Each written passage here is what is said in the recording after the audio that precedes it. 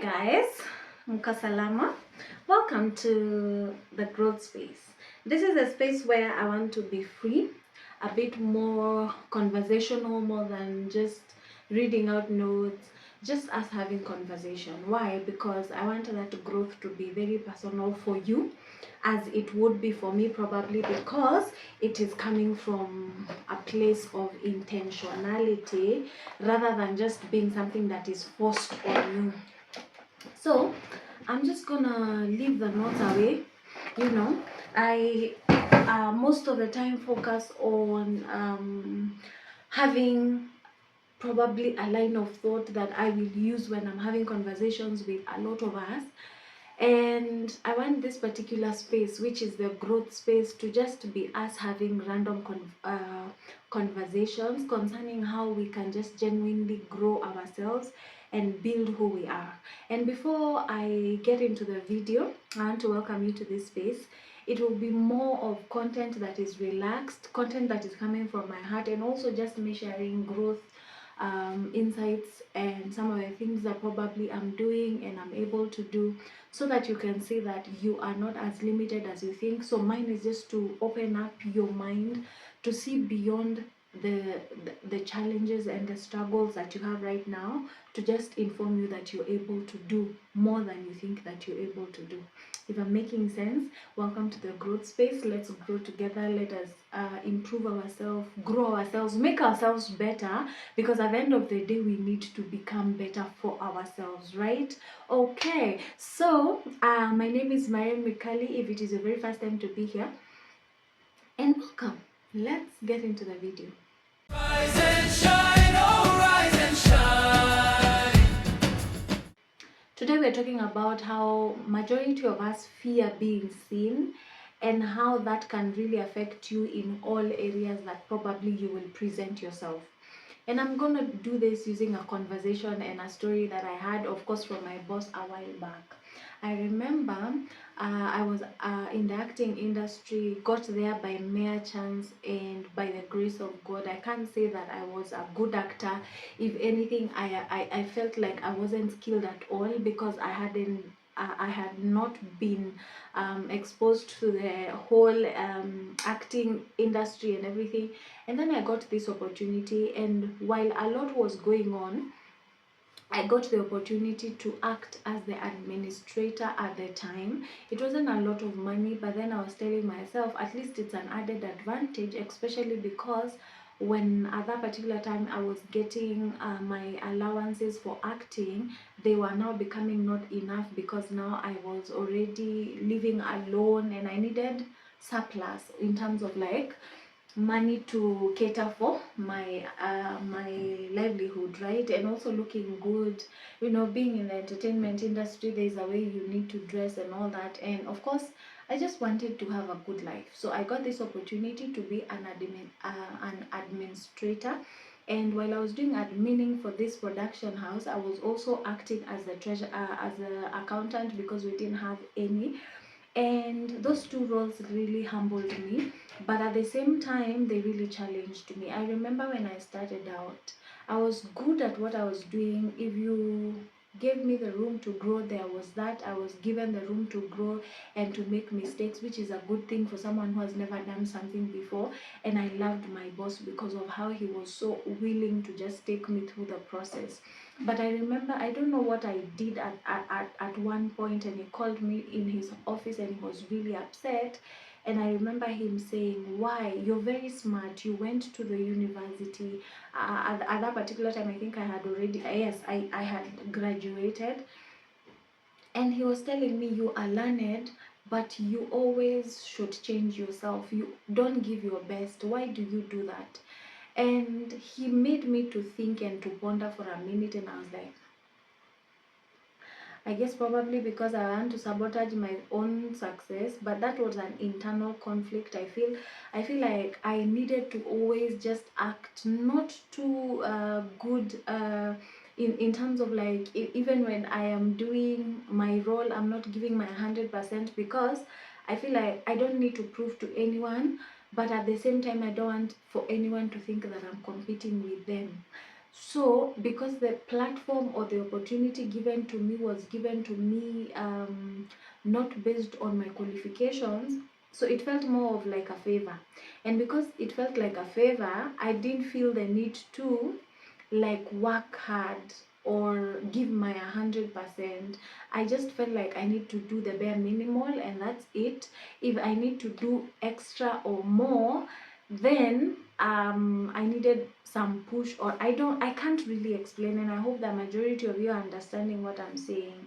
And this can act as sabotage, but I think the majority reason why I was behaving the way I was behaving was fear of the fact that people will judge me, because they will feel like you are overstepping. It's not like you even learned or qualified to do this job. So there was that inferiority complex that was also playing a part. And I know that majority of us that have gotten opportunities that you feel you're not qualified for, you struggle with that because you're like, I don't know why these guys would give me this opportunity. I don't get why they would give me this opportunity. I don't understand why they would even consider me. And some of those things actually linger in your head. As a Christian, as much as you're praying for breakthrough and favor, it can actually be something that you can use as sabotage for your own self, because you are not ready to do the best.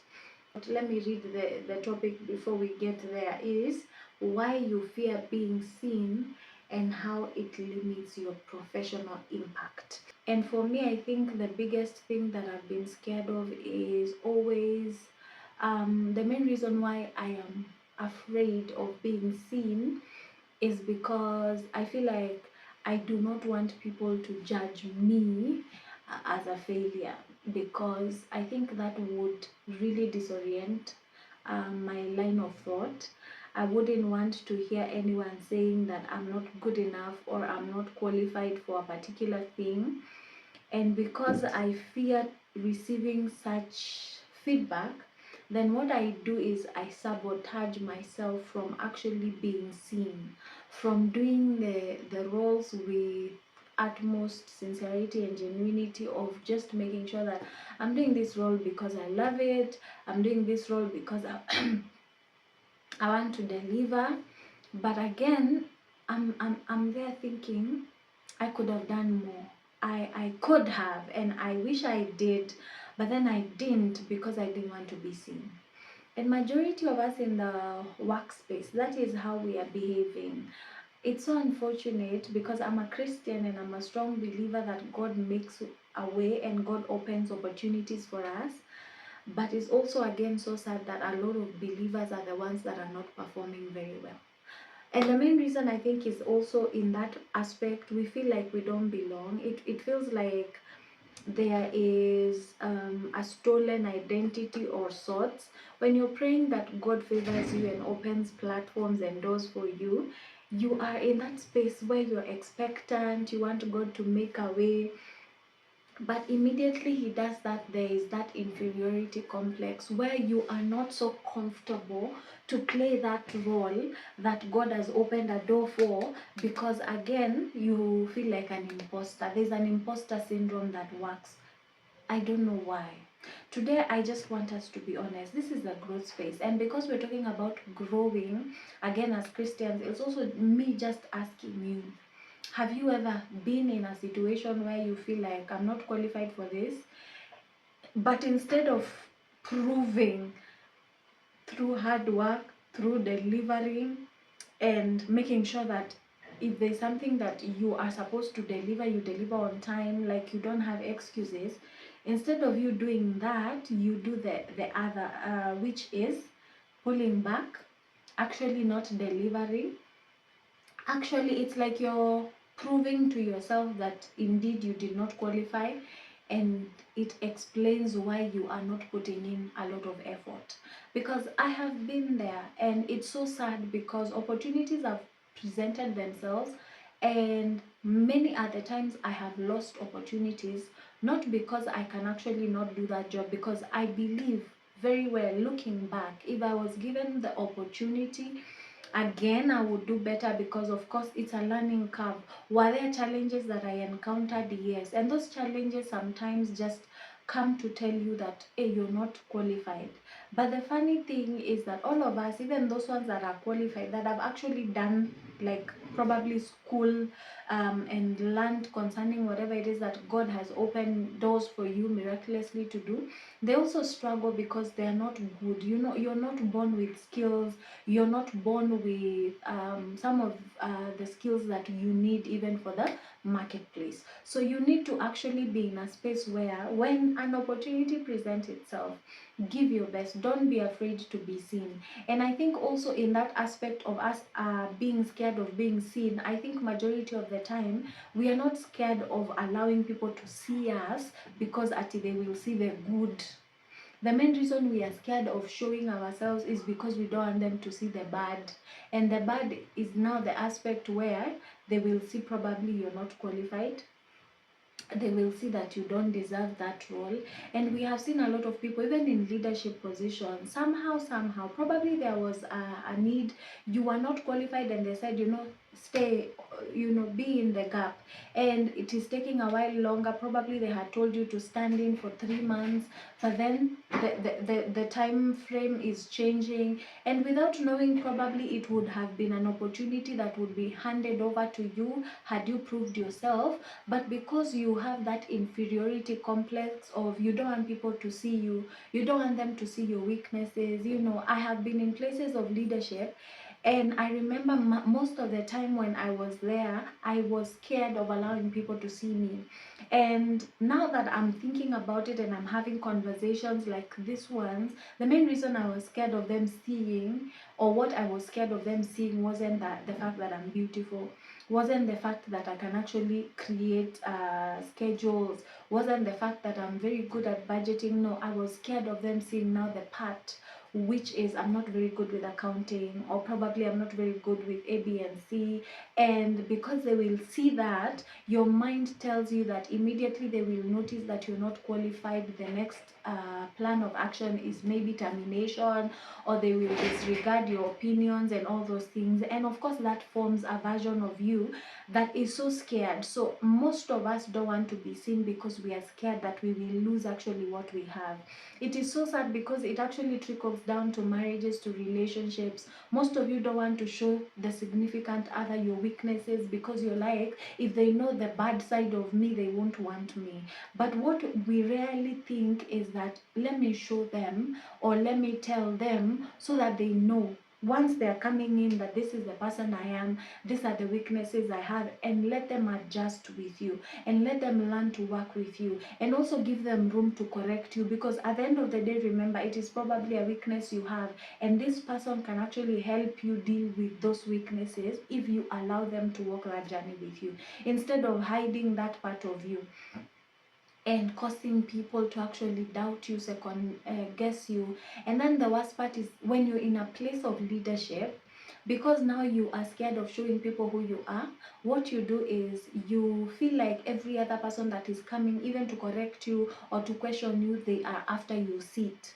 And you become a very bad leader. Instead of leading as an example, you're ever criticizing and judging people because you want to show them how weak they are and how they don't deserve probably that position, because you feel like they're coming for your position and your seat.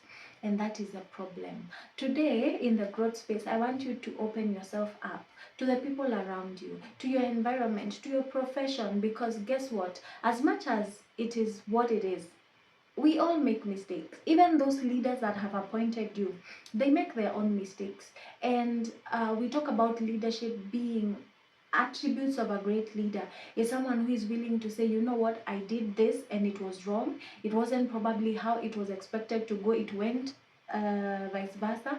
But at the end of the day, I have learned from that lesson, and these are the lessons I have picked. Yes, I invested in that business. It wasn't a very good idea.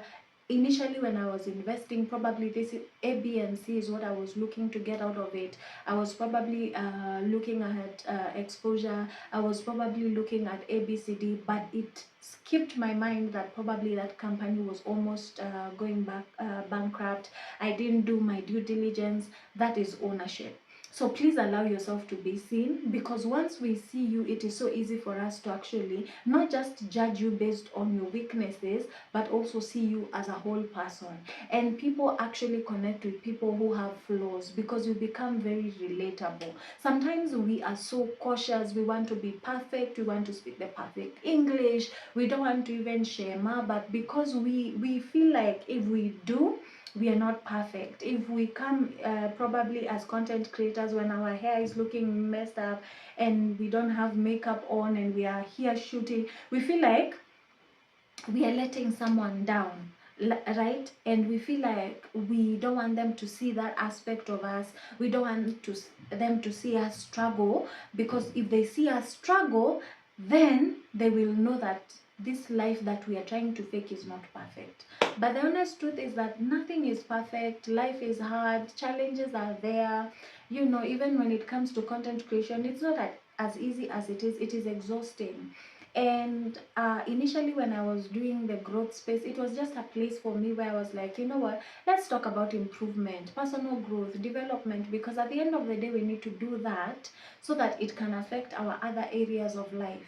But then now that I'm thinking about it, I want this space to be more of just conversations where we just have honest conversations about struggles, because if we don't get authentic, then we can't have answers. It is not about a 1 2 3 step kind of thing. This is what you do to develop. It is not a thing of this is the shortcut. But of course, because it is a journey and all of us need to go through it, please allow yourself to be seen. Bottom line is, allow people to actually judge you for themselves, and give them the benefit of doubt that, by the way, they might actually like that version of you, even if it is not a very good version. At work, allow them to see that, by the way, I struggle probably with waking up. Not every other time that you get to work on time, but even when I am late, can you make sure that you deliver? Don't just come with excuses and then don't offer solutions. Okay, I want you to allow people to see you. You're important. Your pain points are important. Allow people to see you. You're in your relationships. Allow people to see that you're actually someone who is going through something. You're human. You're struggling. It's fine. It's okay. And give them room and allow them to love you and embrace you. Professionally, we are failing because we are not willing to allow people to see us. So in this platform, this is the one place you guys will come to see me. I know the other ones probably are more structured. The other channels have mutaratara, but in this one, we're just gonna be like this, laid back, having conversations, different ones for that matter, just to grow ourselves and just exchange ideas. And thank you so much for being here. This is one of many, and I'm sure it's gonna be amazing. See you on the next one. I love you guys. Bye bye.